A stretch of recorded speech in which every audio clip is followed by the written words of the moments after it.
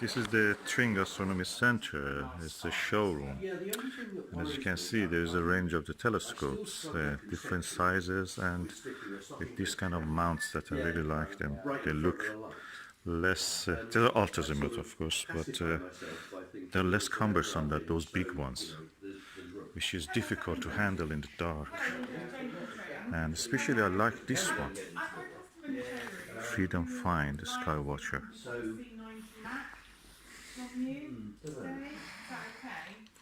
I think what I need to do, 52268. I need to have a go with a 9 1/4 or 11 edge and see how I can get on with it in terms of guiding versus exposure. I like this one a lot. That's actually the one. But what I want also to show is this tiny Dobsonian style reflector, Newtonian reflector, which actually you can pack it into the tiny packaging. Put the screw back, you can push it down, reduces to nothing.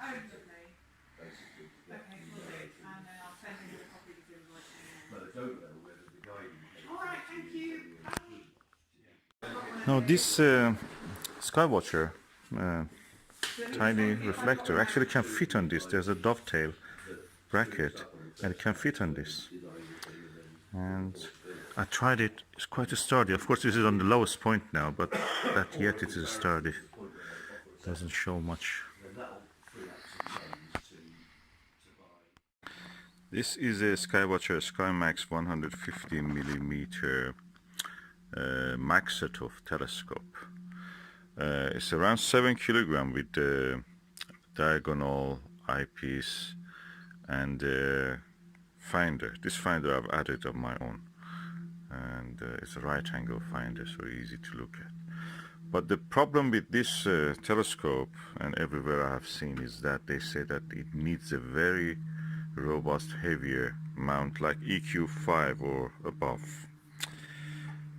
I read in one of the astronomy forums that actually you can use the tripod for a Skywatcher Flextube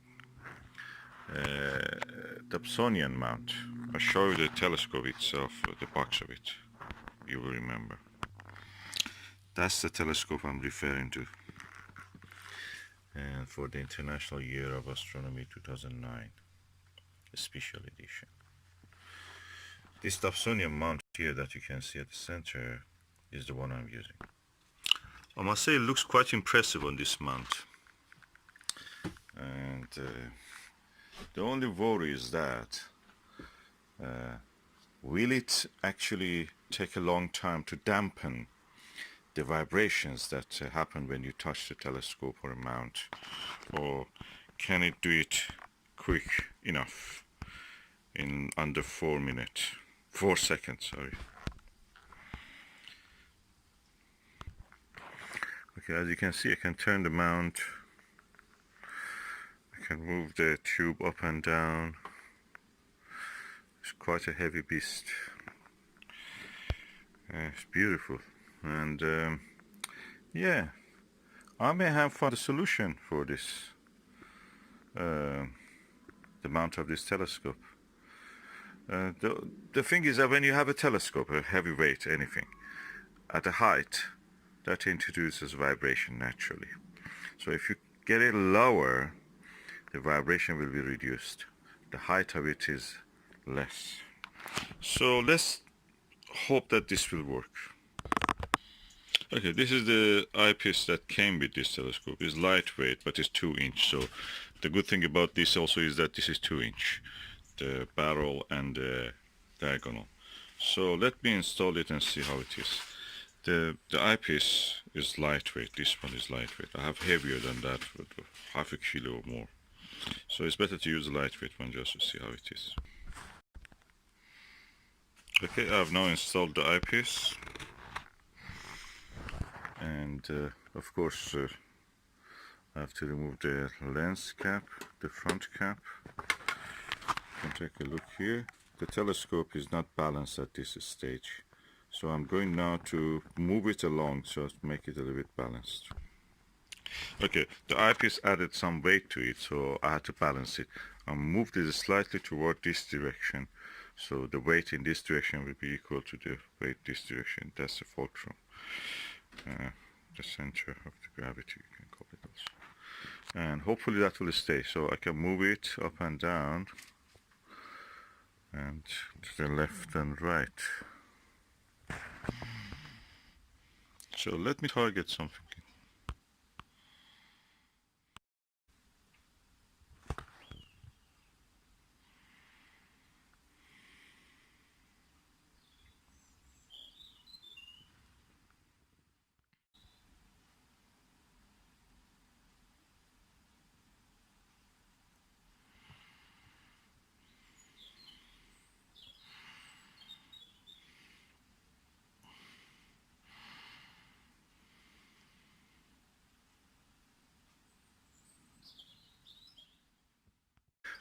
Actually, I'm quite impressed by the performance at this stage, because this tube, as you know, Maksutov needs to be cooling down, acclimatize, as they say, acclimatize. So, because this side of it is enclosed, there's a meniscus here, and this side of it is a mirror and a casing, and this side of it is a tube. Okay, there is convection currents inside of it. Maybe is a different temperature to the outside environment, until they reach the equilibrium, which takes around anything between half an hour to 1 hour.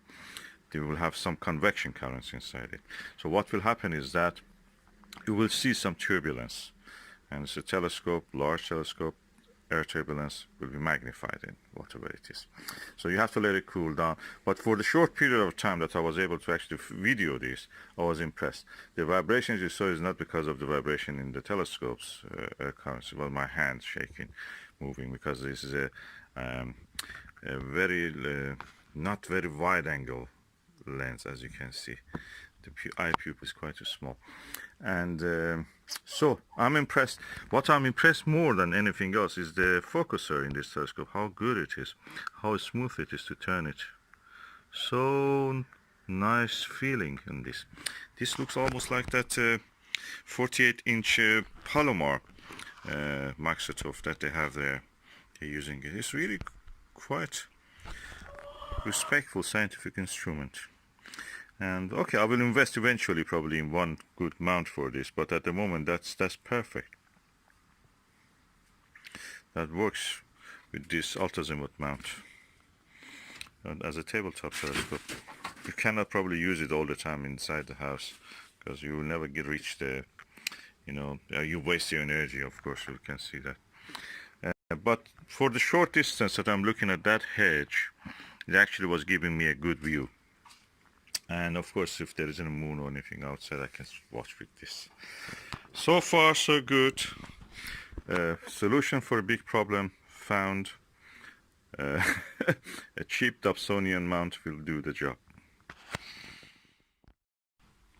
Okay, I've now installed my Max Vision 68 degrees 34 millimeter eyepiece. Has a very wide viewing angle. I was really impressed with the image quality on this one. I'm holding the camera. I'm looking forward. That shows the difference between a cheap eyepiece and a good quality eyepiece.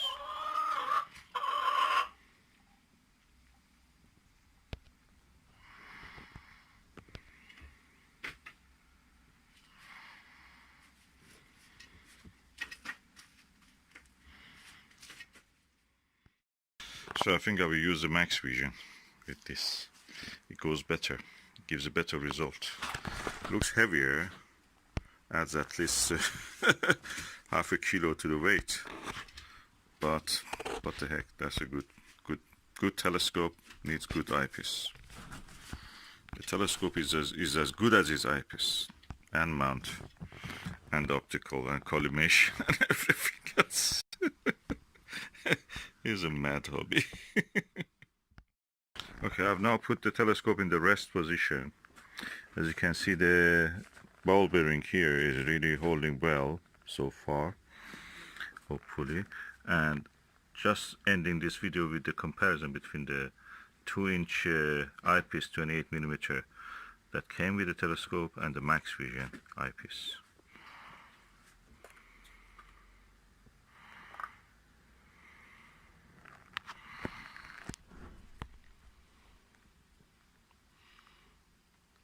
Sometimes the size probably matters.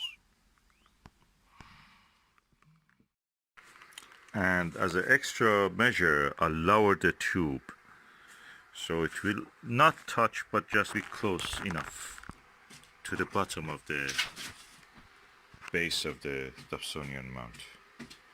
We will see how it will all done. So far so good.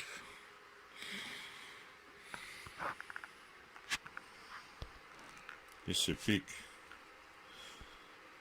scientific instrument. And let's see what's using telescope. Oh, it's reverse.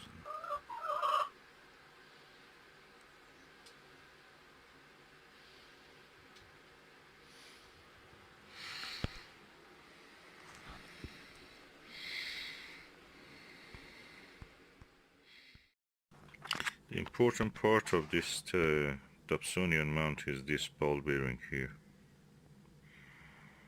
and the head, ball head, which is this part, and it's holding to it.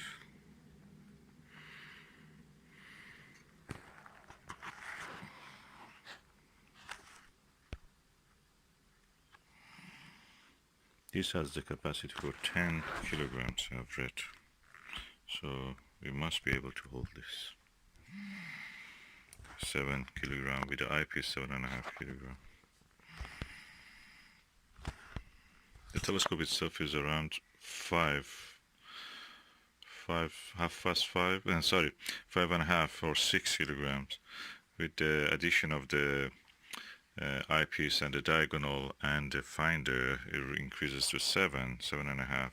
Half a kilo of the eyepiece, if you use the Max Vision heavy eyepiece, that will increase it to around 8 kilograms, yet within the limit of this. But the best chance comes when we observe something like the moon.